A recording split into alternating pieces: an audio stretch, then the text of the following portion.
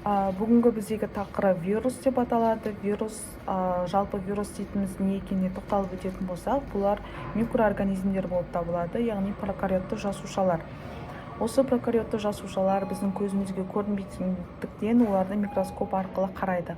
Сол себепті олар микроорганизмдер деп аталады. Вирустар бұлар өте қауіпті микроорганизмдердің бірі болып табылады, себебі олар адамдарға, жануарларда немесе өсімдіктерде ауру туғызуы мүмкін. Осы себепті вирустарға арналатын қарсы залалсыздандыру процестері жүріп отырады.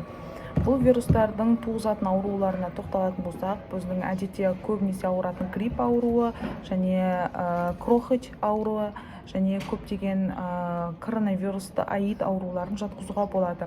Бұл аурулар адамның өмірін алуы мүмкін, сол себепті аурулардан сақтанып, гигиенаны сақтаған жөн.